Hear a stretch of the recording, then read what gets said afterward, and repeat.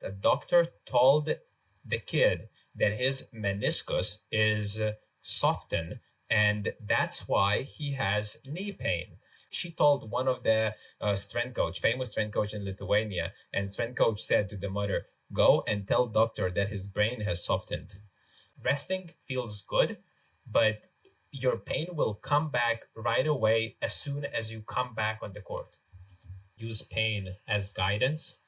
And number three, I would say believe. We touched briefly about the mind, but believe there is a way for you not to have knee pain, not to have heel pain. There is a way. This podcast is for youth basketball players, their parents, and the coaches who develop them. In every episode, we cover topics that determine your success. We talk basketball, body, and mind. I am Stan, strength and conditioning coach and physiotherapist, working with youth basketball athletes around the world. If you are serious about your development and you want to succeed in basketball, this podcast is for you. Let's get it. Hello, everyone, and welcome back to another episode of Basketball, Body, and Mind.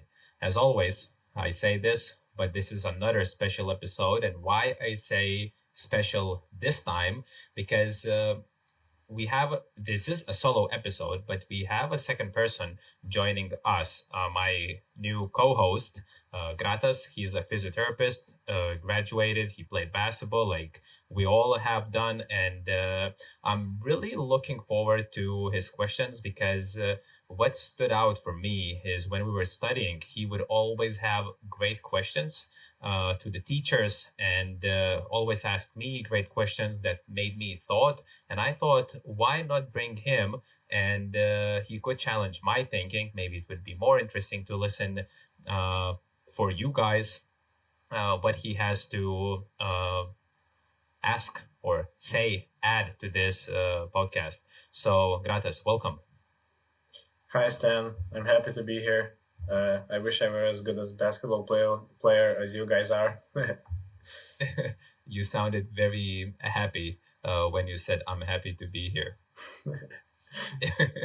Okay, so look, before, this is not for Gratas, but this is for everyone. So before we start, this is a quick disclaimer that this episode is only for educational purposes, and this is based on our experience and our knowledge, and this is just the general information. It's not medical advice for you guys for your specific knee or heel or whatever we will talk about injuries, and every case is different. You always need to work with your own physio, your own doctor. They will diagnose what is not good with you, what is the issue. So as I said, that this is only for educational purposes. This is just information. Okay, so I just wanted to say this up front because there are cases that it will not apply to you. You will think that maybe it applies to me, this knee type of pain or this heel type of pain, but it's not. You really need to be diagnosed by the specialist. And as we talked, as I said, we're going to talk about two common type of injuries or pains. It's not really injury, let's say, but it's like just overload. And we're going to talk about the Osgood-Schlatters and Sever's disease. So knee type, one type of pain, and heel type of pain. And funny story, I didn't know this, but Gratas, our co-host, had both of the injuries, right? Yeah, both of them. One earlier, one further when I was a teenager. One when I was, I would say, a kid, 11 years old. Yes. So, but what it triggered to me to talk about this is I cannot say that I had a person with that specific severe disease type of injury or overload injury, heel pain. But the knee pain is very common in basketball. And the reason why, like just recently, maybe like 4 weeks ago, I tested one basketball player, like 15, 16 years old. And his mother told me that a doctor told the kid that his meniscus is softened, and that's why he has knee pain. And when I saw the kid, I was like, it's weird. I have never heard about softened meniscus. So I said, okay, come, let's see. And he had a bump under his kneecap at the tibial tuberosity. And when I was pressing, it was hurting. Everything was just like a Osgood-Schlatter. And I'm like, seriously? Softened meniscus. And I know that she told one of the famous strength coach in Lithuania, and strength coach said to the mother, go and tell doctor that his brain has softened. So that was what he said. What kind of injury you had, like type of knee pain you had, Gratas?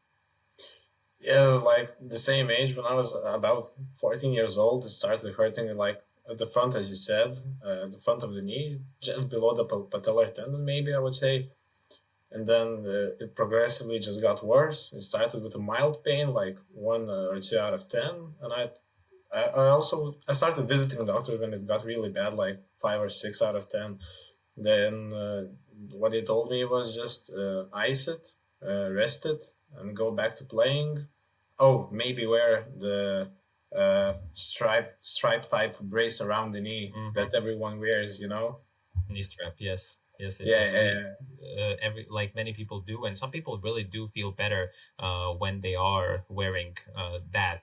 But so if you have a knee pain, how to clearly differentiate, let's say, between Osgood-Schlatter and that called it other type of injuries, jumper's knee. So if it hurts right below the kneecap where it's kind of softened area, like soft area. So, and it's only one spot and it doesn't kind of move to the sides. Most likely it will be jumper's knee. If you had little below where the bone starts and you have even maybe a bump on that tibia, on the shin bone, so and when you press it, it hurts. So most likely it is Osgood-Schlatter's disease. So this would be a simple way to diagnose. Of course, you can do also when you're pressing the jumper's knee, it's usually not painful. So that would be another kind of symptom that you can check. But both would hurt with squatting, both would hurt with jumping, both would hurt with cutting, lunging, all of these type of injuries. Of course, sometimes maybe not the movement itself, but the load. So if you're doing body weight, it doesn't hurt. If you do with weights, it hurts. So of course, it depends. You cannot generalize that all squats will hurt. You can find a way to do the squat that maybe it will not hurt, as I was doing with that client that we ended up working. So we would do some squats and it wouldn't hurt. Did you train like during that time, or strength training was not relevant for you? yeah. Well, no, I would say that the reason because I didn't do any strength training is that I came from the small city, so I just kept on playing, training basketball itself, where the load, as we know, jumping, cutting is the biggest, the largest, and we didn't do any strength training. And I remember I would just rest. Maybe it gets better a little bit, then keep on playing. It gets worse. It got so bad that I was limping during practice, limping after practice, limping almost all the time. Yes. So how it happens, as you said, like it is something that when you are playing basketball, since we're jumping, cutting, lunging, doing all of these movements, and it stresses that, let's say, patellar tendon, and where patellar tendon attaches is on the shin bone. And every time you do that jump, stopping, lunging, whatever you do, and even like just regular running, you will kind of stretch. Your quads will contract and you will stretch that area where it's attached, but also it's attaching at the growth plate area. So that part is growing at the same time, but it's being overloaded. And that's why it starts to hurt, because it's not so rigid, it's not so quote unquote stable in that, connected well, maybe would be the right word to say. So that's why during the growth spurts, we have that type of injury. And usually it is for someone who is younger during the growth spurts. So girls around 12 years old, boys can be around 14 years old. So it is that bones are growing faster than the muscles, than the tendons, and it is being stretched. And as I said, look for those bumps, look for those movement patterns that are hurting, and that could be one indication that is showing you that you have a Osgood-Schlatter disease. And as Grata said, he was recommended to rest, because resting always feels good. And I believe that many of you who have knee pain, you have been recommended to rest, right? Yeah, like everyone gets to rest and it gets better. But I think it's because you're not loading it or something like that. But you do not stress it, and it feels better because you do nothing. So I remember I went to a few doctors, not like just one, and every one of them just rest. They told me it was because of growth. Everyone told me because it was because of growth, but they It is just true. yeah, they looked at the symptom, but they didn't provide any real solution. So I remember I rested for the whole season, didn't play a whole season, and that was probably the worst decision that I made.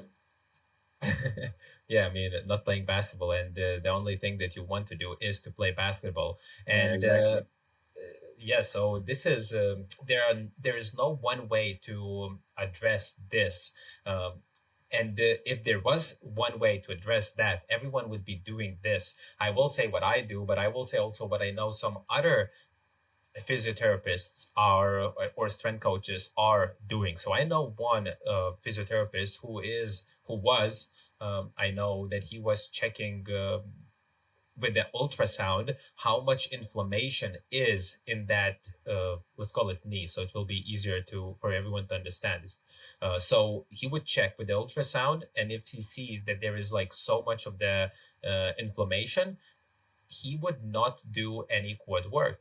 He would do just hamstrings, he would do groins, he would do glutes, but he would not add to, for that kid, he would not add any quad work because he is already getting quad work on the basketball court.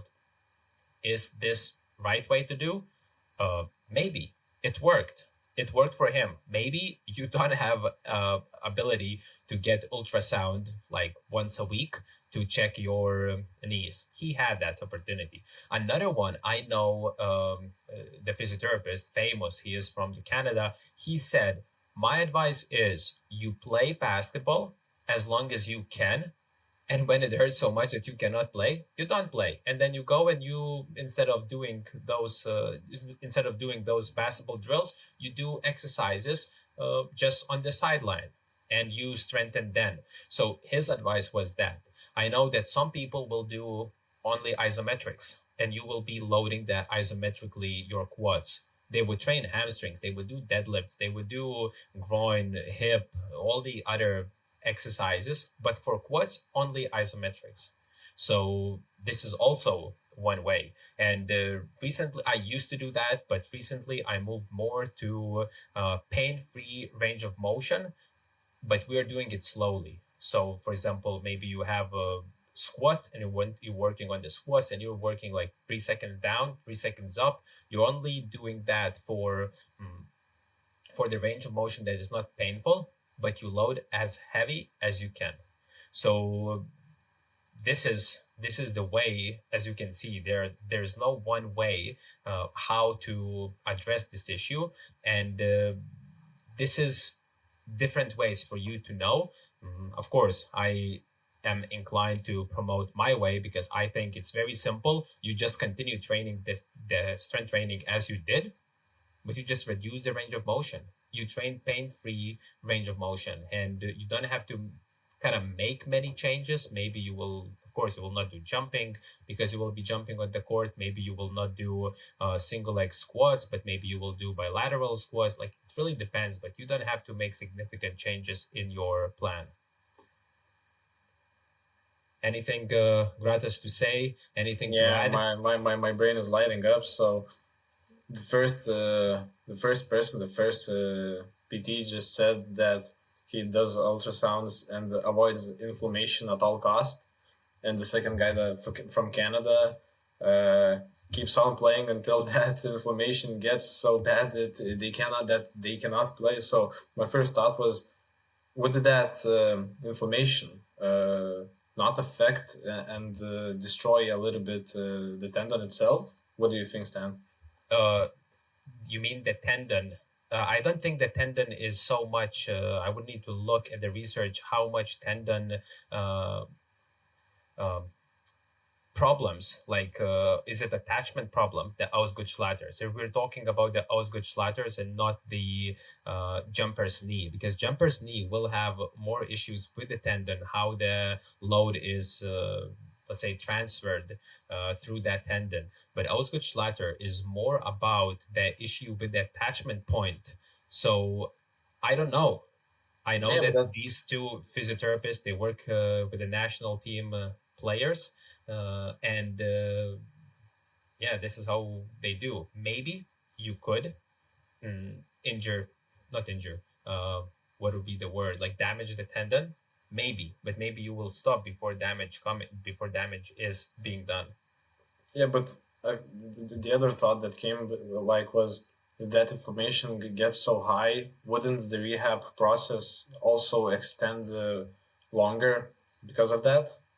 Maybe. And the research that like we were talking is that it was done in 2020, the research about someone who had knee pain, and they were showing that they would reduce the activity of the sport that the players were doing, and in 12 months, 90% of them had they came back to the sport with minimal knee pain, and before they had knee pain for 21 months in average. So they had knee pain for 2 years, and then within 1 year everyone improved. But they were reducing the load on the court. They were doing the exercises, isometric plus hip strengthening exercises. And as I said, in 12 weeks, 80% showed improvements. And in 12 months, 90% were almost playing with minimal knee pain, with manageable knee pain. It was with 51 athlete. Okay. So probably if I would need to pick, I would not pick that guy that suggests, hey, continue playing until you have like knee pain as bad as you cannot play anymore. I would go more with the ultrasound if I could check that. I mean, I'm not able to check, neither I have ultrasound, but that would be a smarter approach in my opinion. Okay. And there's another research saying that people had knee pain for 4 years, and they said, sorry, it was not 4 years. They were diagnosed with knee pain, and 60% they did all participants did nothing in that study, and then after 4 years, 60% of them still had knee pain, even though they stopped growing. So saying it will go away because you're growing, not necessarily. It might go away for 40%, but more than a half still had knee pain 4 years later. So that is something that also we need to pay attention to, because if you do nothing about it, if you just rest, that's not the best thing to do. And science is showing that right now, that resting feels good, but your pain will come back right away as soon as you come back on the court. So that would be one. Any more questions? So would you say that it's like chronic inflammation that keeps on going? That's because they have knee pain, or there are other reasons, like the same issue with Osgood-Schlatter's disease? Why you're asking why that knee pain didn't get better for that 60%? Yeah, they matured. They theoretically grew out of the age of Osgood-Schlatter, and they still experience pain. So the question is, if that's chronic inflammation, or maybe it's just the same disease and it needs a different approach. What do you think?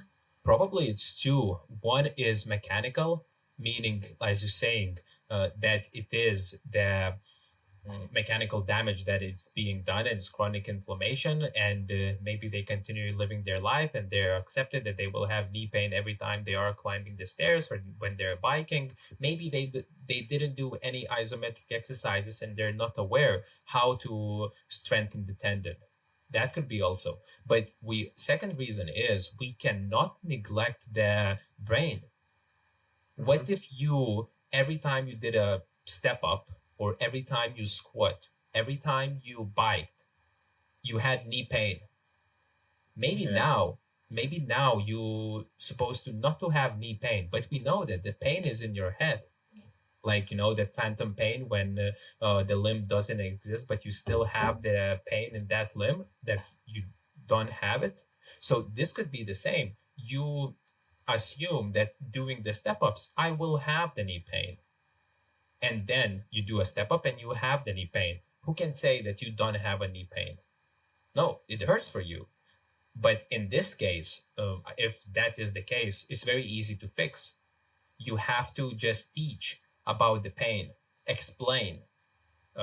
So I was in a seminar this summer, EuroLeague Strength Coaches Association seminar, and they were saying that within one session, they're talking about the low back, but within one session, person can be cured from the low back pain if it is only in your head. If they're like, usually there's no, not usually, often there is no mechanical issues, some kind of like mechanic issues that you would have, either some kind of a disc damage or a vertebra damage. But if it's only in your head, you can explain what the pain is, how it is being triggered, how to manage the pain, what kind of positions to get in to reduce the pain. You can ask the person, hey, do you feel knee pain when you, like, this is example, you feel knee pain when you're walking?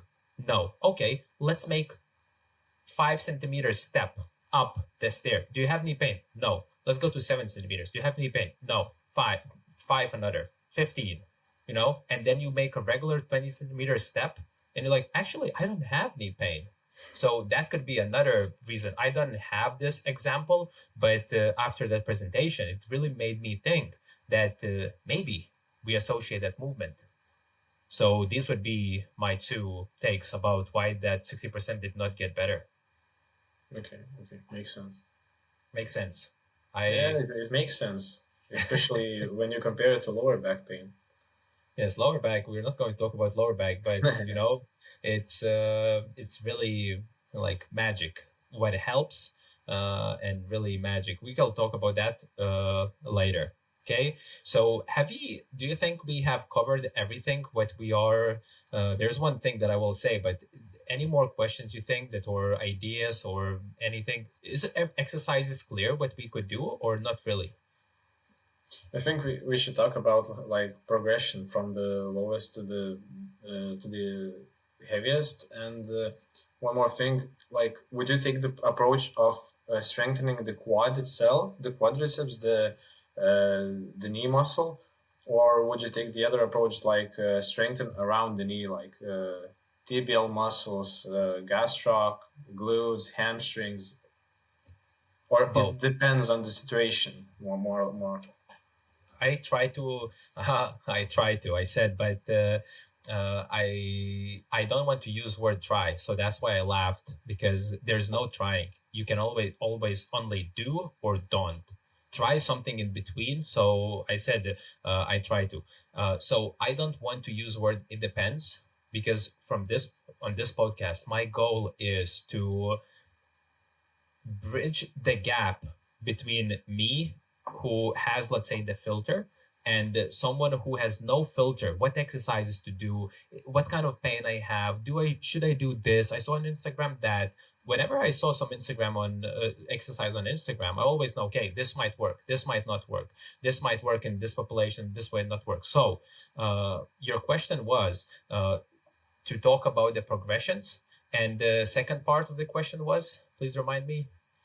So do you work on the knee Yes, mostly or yes, around yes. the other So muscles? I always I do both.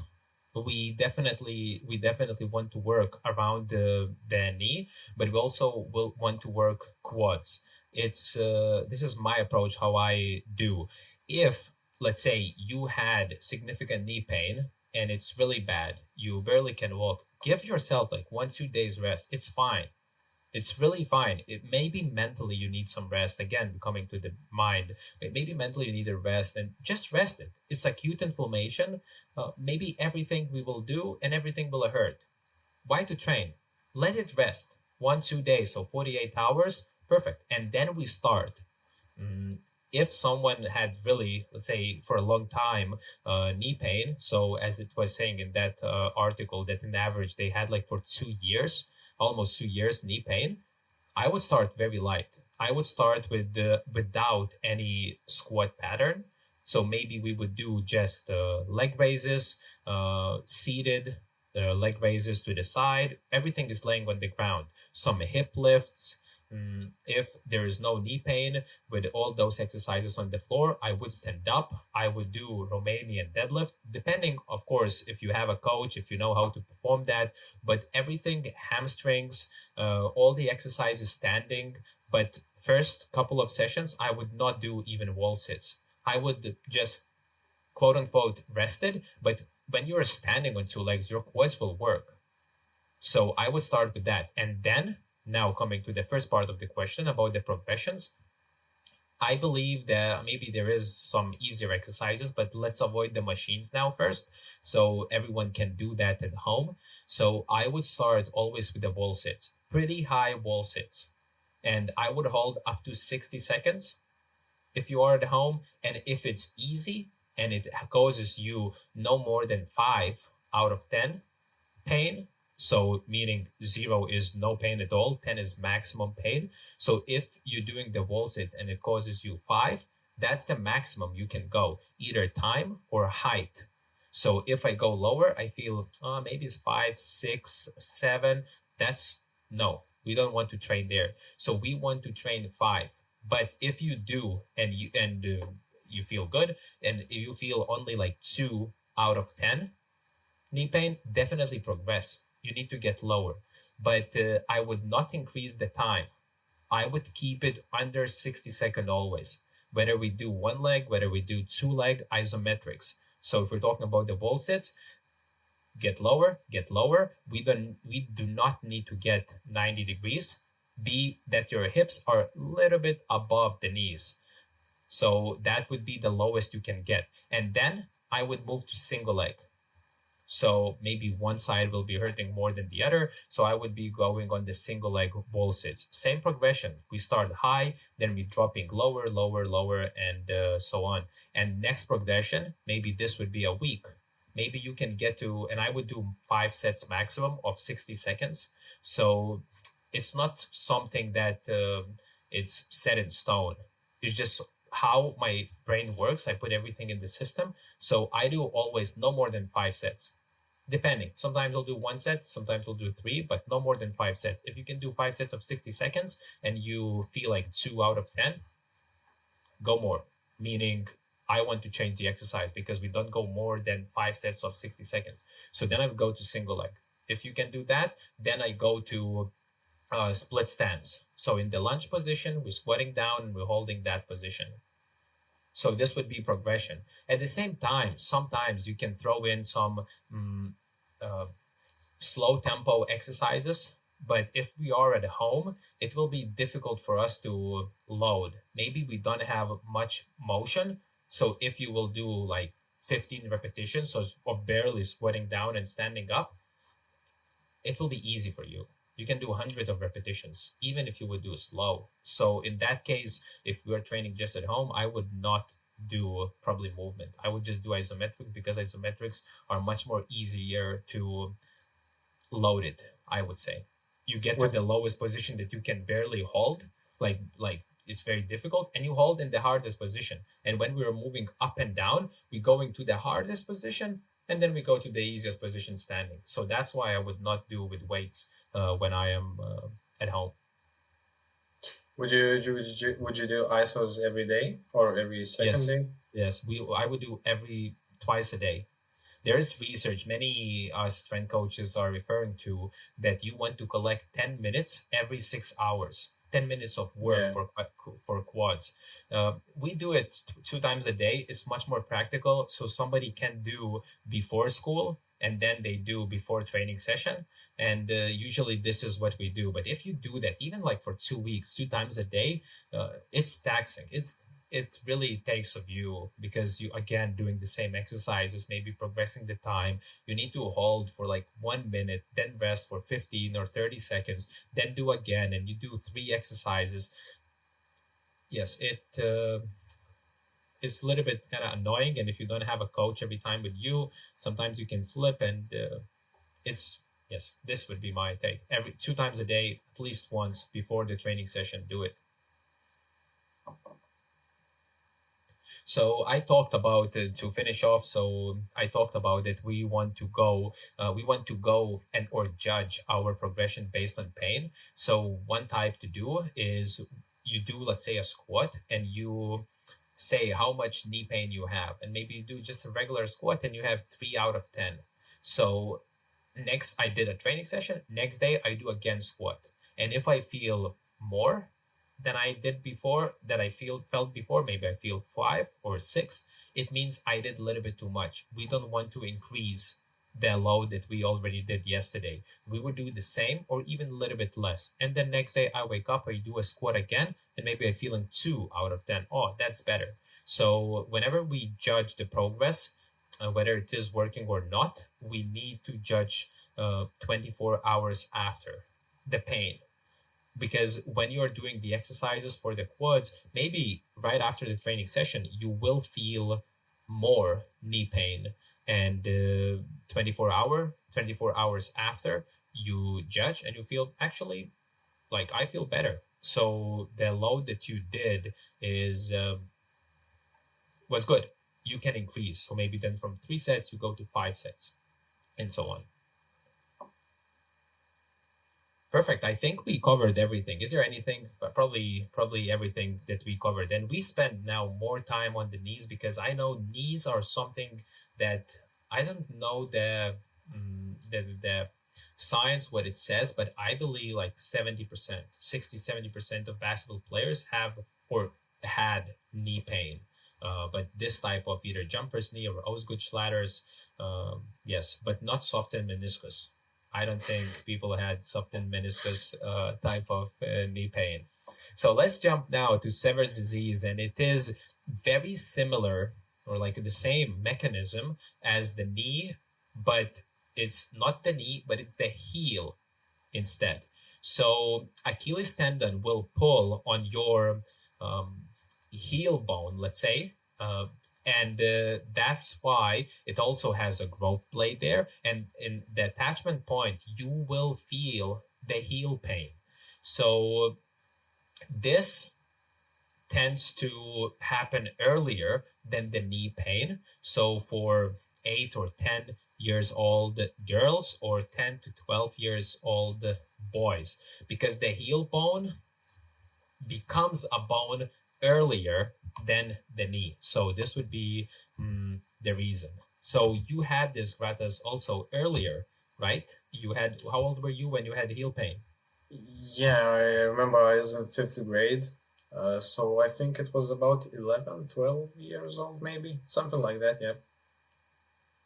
Yes. So as you can see, as you can hear, he had that. And one way to test that you have that type of overload, the type of heel pain, you need to squeeze your heel from side to side. So you just pinch it from lateral and medial sides. And if on that, on your heel, let's say, and if compressing causes you pain, most likely, I cannot say that 100%, but most likely you have it, and it is overload type of injury. But if you don't have it, if the test is negative, so there can be, or if you have a night pain, that during the night it hurts for you, or like God bless, but if you have like a swelling of Achilles of your heel, so it says something that it's not Sever's disease, and it can be maybe a stress fracture, it can be a tendinopathy of Achilles. So you need to refer out, and you need to go to someone who is specialist to see what really is happening to you. And there is less research existing about this Sever's disease compared to the Osgood-Schlatters. But probably the reason, as I said, is that the knee is stressed much more during the basketball, during the jumping, during the cutting, compared to the Achilles. So when you had the Gratas this, nobody diagnosed you this. You didn't know why you had knee pain, right? Not the knee, Achilles, heel pain. Well, I went to the doctor, but I was like, as I said, 11 years young. I didn't probably hear or know what Sever's disease is, but yeah, I remember doctor testing, like pinching the heel and then using the medical hammer, smacking on the heel from the front, from the side, from the bottom. And I remember, like, it was hurtful when he pinched and when he smacked, like, directly at the heel of and the Achilles. Yes, and they probably said to you that you need to rest. Oh yeah, of course, rest was always the solution. The rest and put some cream on it. It will solve the problem, and also that it's growth. Always the growth. Yes, growth is true in a way, but there is other reasons, and the load is another reason. But if you do mild load, not too much, but just enough, the load, it will help you to heal. And this is also one, and similar as a knee. Like, we don't want to rest it. It's same trap as the knee. Like, if you rest it, pain will drop, but because the load will drop, but not because anything or everything is repaired in those 2 days. But no, load was reduced, and that's why your pain reduced. But you want to introduce slightly load day after day so that you can come back and play basketball. And in the research, forgot the year, I cannot see it right now, but in the research, it's maybe it was 2026 research about pain guided activity, meaning like you can do calf raises, you can stand in the heel raise position, you can do calf raises in seated position.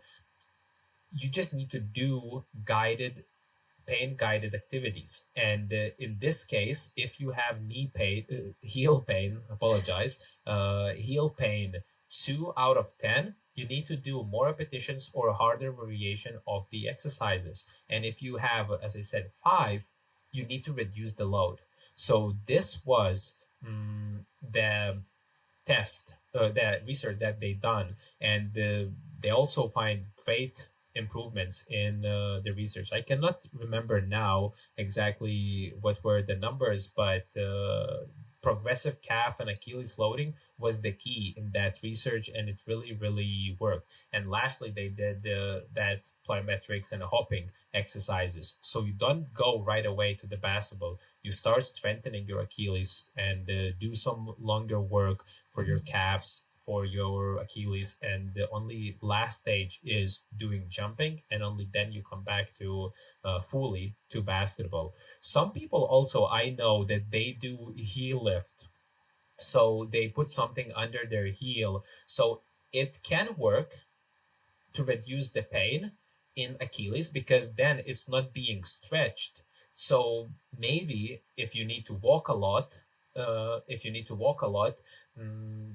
I don't know if that would work, meaning because then you will be standing more on your toes, and I believe more issues will appear in the body. But if the pain is so bad that you cannot do anything, put it.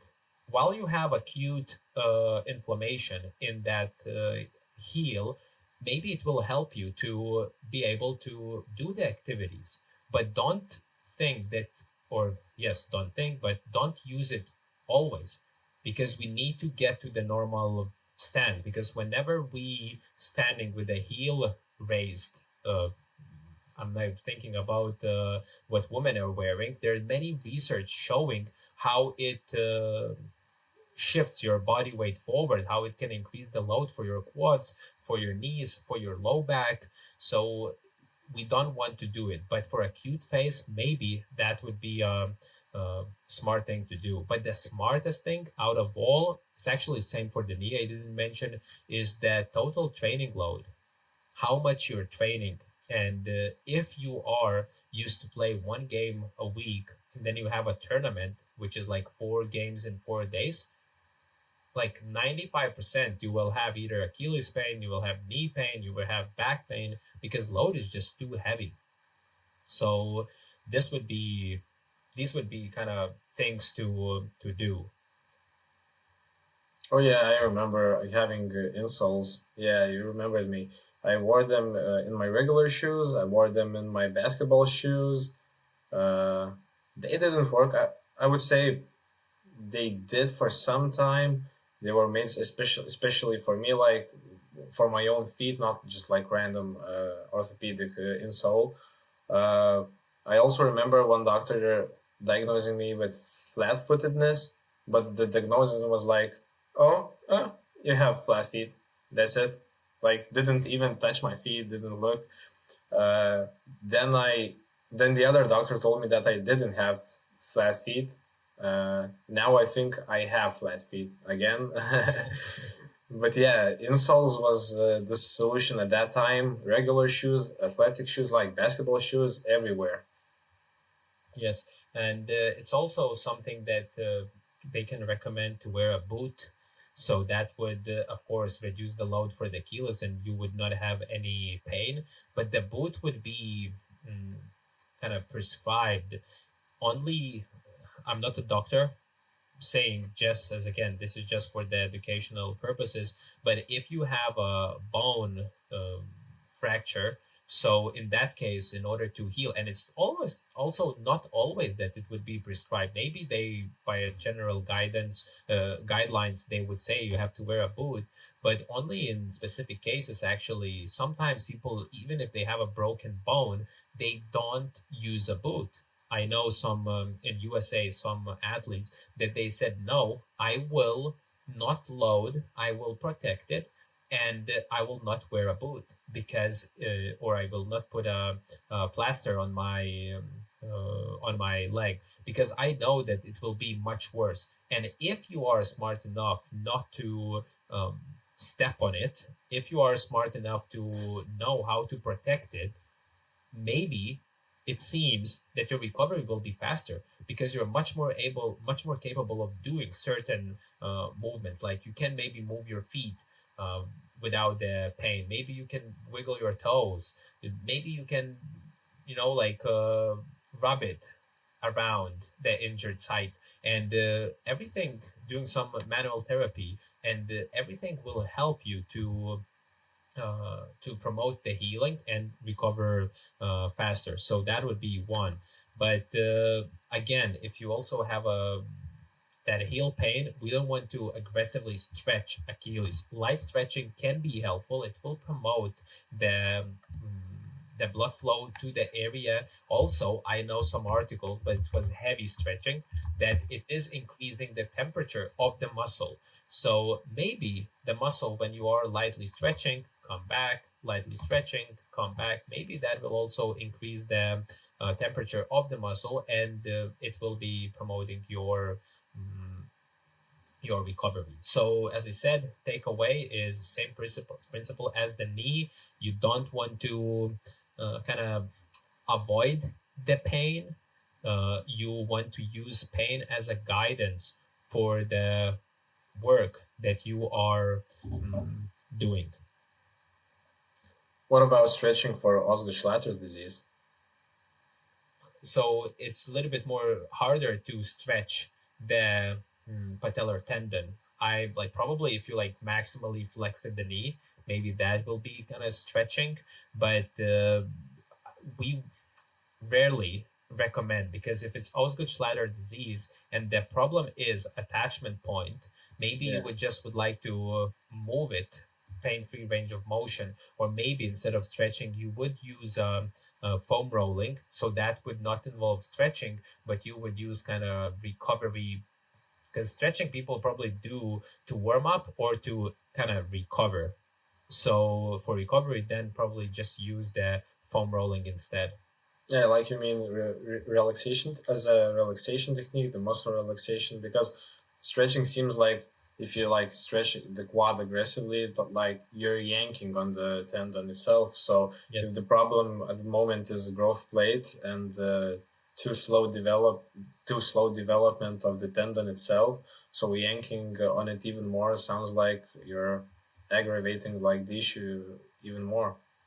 Yes, the logic behind is that I cannot say exactly if that is happening, but I think absolutely the same by this. Have we covered, you think, both understandable for the parents, for the kids?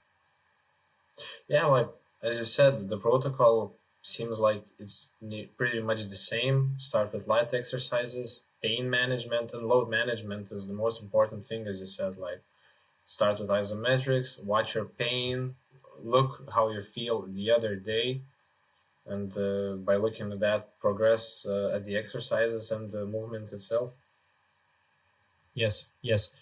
So I think that we covered everything, and as you summarized everything, I usually do it in 3 key takeaways. So as you said, one would be the loading, in general, the weekly load, the monthly load that you have, that could be one. Another one, use pain as guidance.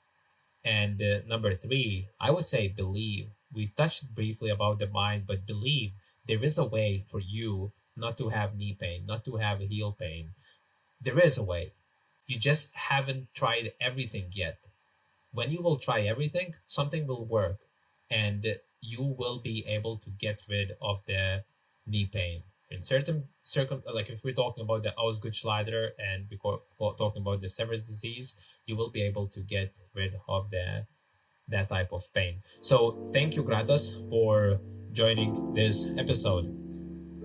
No problem, man. I remember like the first time I felt great for the knees was when I started strength training by myself.